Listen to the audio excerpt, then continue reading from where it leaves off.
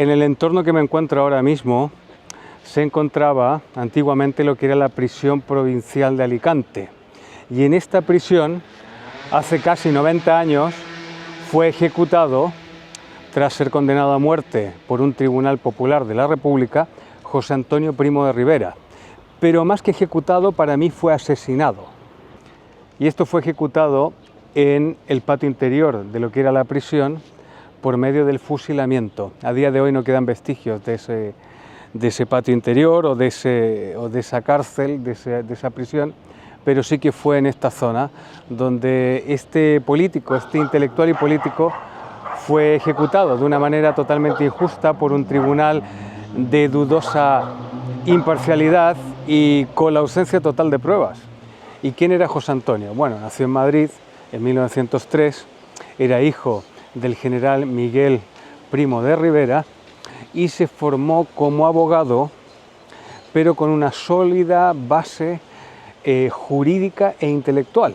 Y desde muy joven mostró interés por la política, pero también por el debate ideológico y la literatura, ya que José Antonio era un gran admirador de figuras tan importantes como García Lorca, con el que sentía una gran admiración. En 1933 funda la Falange Española, fue diputado en las Cortes durante la Segunda República y su discurso se centró en la crisis de España, en la división social y sobre todo en la pérdida de cohesión nacional. Y en marzo de 1936, durante la Segunda República y antes de la guerra civil, de que estallara la guerra civil, fue detenido y fue acusado por conspirar contra la República. Y fue condenado, fue conducido a lo que era la antigua cárcel provincial de Alicante, que estaría en los alrededores de donde me encuentro, y fue acusado, como os comentaba, de conspirar contra la República en un proceso que muchos historiadores y cronistas coinciden de que no tuvo las garantías que debería tener un proceso, ya que no hubo pruebas ciertas de que estuviese conspirando.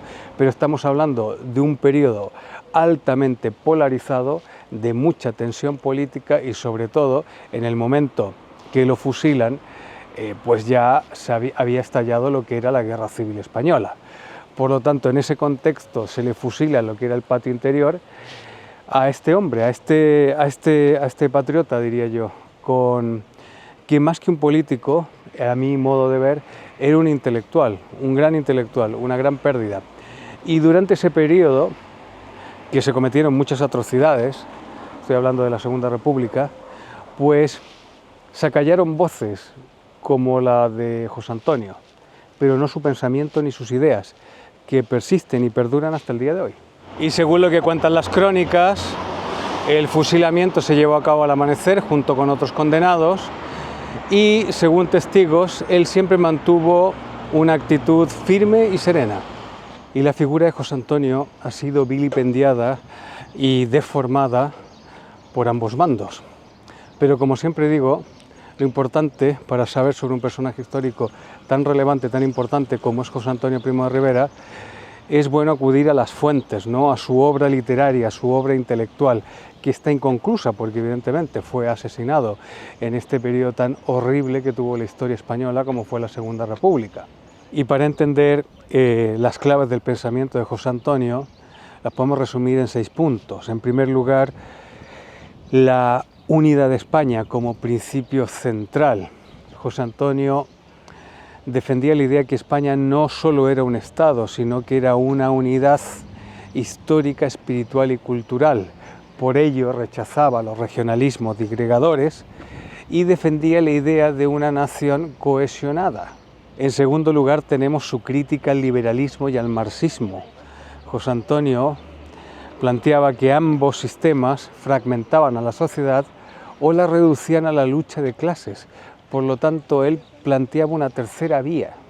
En tercer lugar, tenemos su defensa de la justicia social como base nacional. José Antonio defendía firmemente lo que era la mejora de las condiciones de los trabajadores y la superación de la lucha de clases. En cuarto lugar, defendía la idea de un Estado fuerte, pero no totalitario. Un Estado con autoridad, con capacidad para organizar la vida económica y social. Y en quinto lugar tenemos uno de los aspectos, uno de los rasgos más distintivos del pensamiento de José Antonio, que era el sentido ético y estético de la política. Para José Antonio, la política debería tener altura moral, cosa que hoy, como sabéis, no tiene, especialmente en España, y por eso que él insistía mucho en tres conceptos muy importantes, que hoy por supuesto no existen, que es el honor, el servicio y el sacrificio. Y en sexto lugar, para poder entender el pensamiento de José Antonio Primo de Rivera, están las influencias intelectuales, ya que no hay que olvidar que este hombre, más allá del político, era un intelectual. Y la base de sus influencias estaba en la tradición española, en las corrientes europeas entre guerras, porque estamos en un periodo muy particular de la historia del siglo XX, y sobre todo su crítica al parlamentarismo liberal, ya que él buscaba o intentaba formular algo específicamente español, en lugar del parlamentarismo liberal como se conocía en aquella época y que evidentemente había demostrado que no era útil. Y la ejecución de José Antonio Primo de Rivera tuvo consecuencias históricas. En primer lugar, elimina al fundador de la Falange en los primeros meses del conflicto. En segundo lugar, facilita a que su figura sea mal interpretada o reinterpretada y sea utilizada políticamente. Y en tercer lugar, se transforma en un símbolo del bando sublevado.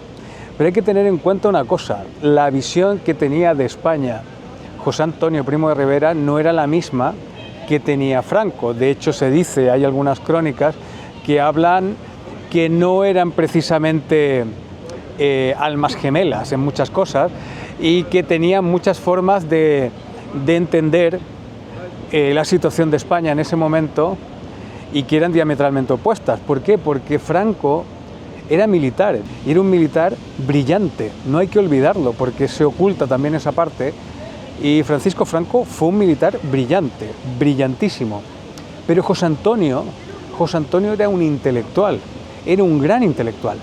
Por lo tanto, la visión que tenía José Antonio de España o del futuro que debería tener España era totalmente distinta a la que podía tener un militar, en este caso Francisco Franco. Y hay un aspecto muy interesante, a mi modo de ver, de José Antonio, que son sus últimas cartas escritas en prisión, cuando ya conoce su sentencia de muerte, que son documentos personales, no son discursos políticos dirigidos a familiares, a allegados, amigos, a seguidores, que muestran al hombre en el momento más decisivo de su vida, que es enfrentar la muerte. Y hay claves muy interesantes en las cartas de José Antonio, escritas en prisión. En primer lugar está la serenidad ante la muerte. Él acepta el desenlace, en este caso su condena a muerte, y la acepta con entereza. No cae en lo que, o no sucumbe en lo que es la desesperación. Y en segundo lugar, su llamado a evitar la violencia, ya que José Antonio siempre decía que la violencia no podía ser un motor político. Y él en esas cartas llamaba y a sus seguidores y a sus afines decía, por favor, que esto no sea motivo de una venganza. Y llamaba siempre a evitar la violencia, siempre. Y también encontramos en sus cartas su preocupación por España. Sus últimas palabras no son en torno a él, sino que por el futuro de España y sobre la necesidad de reconciliación nacional.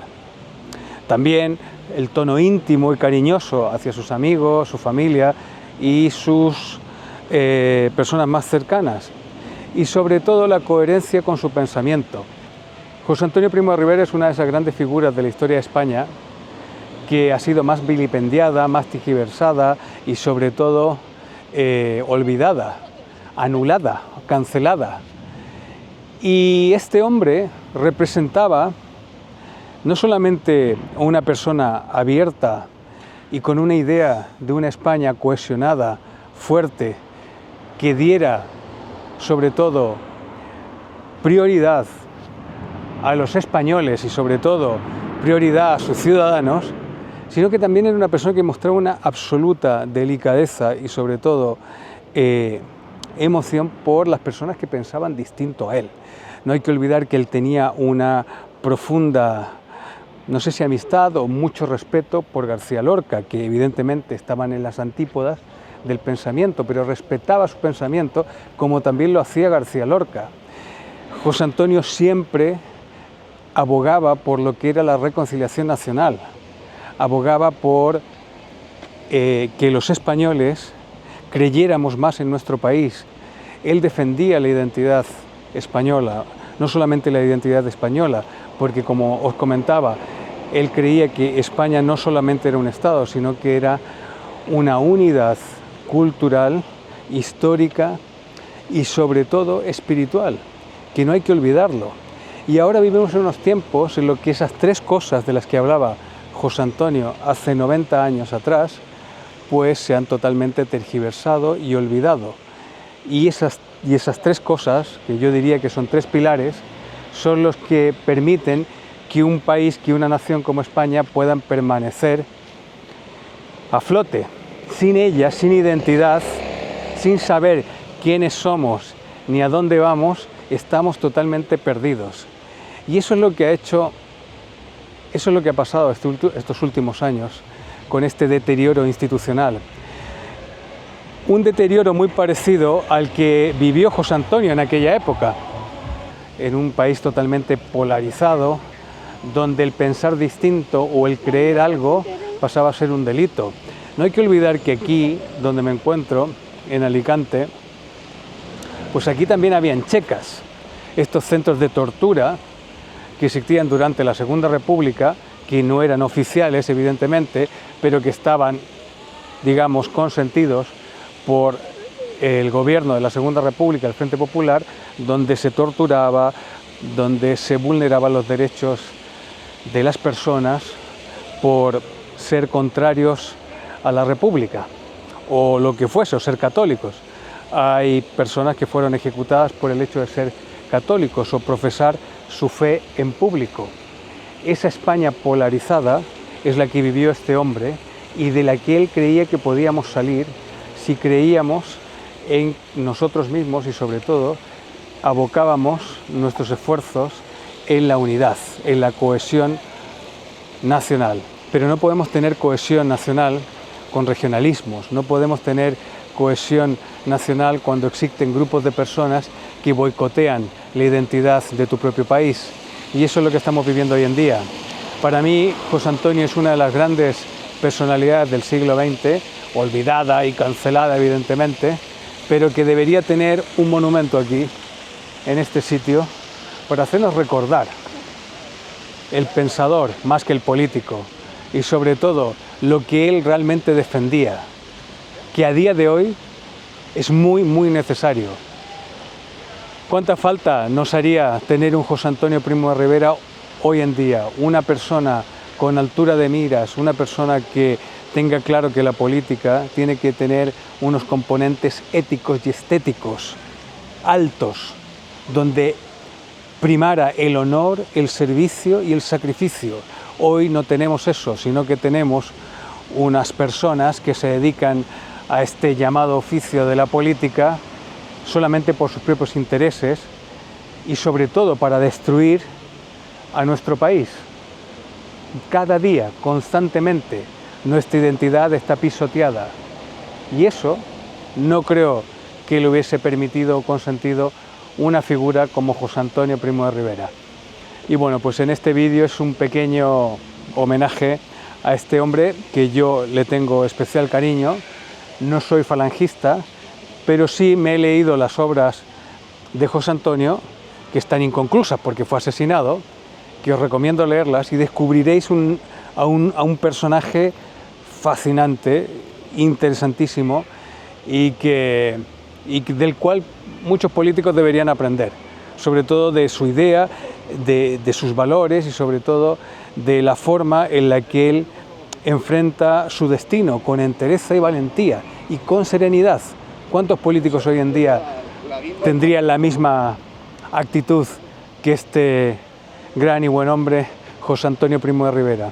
Algún día, no sé, Yo no lo veré seguramente ni en las generaciones que vienen, pero ya me gustaría que en Alicante hubiese un monumento a José Antonio Primo de Rivera, ya que fue aquí donde fue ejecutado, mejor dicho, asesinado durante la Segunda República.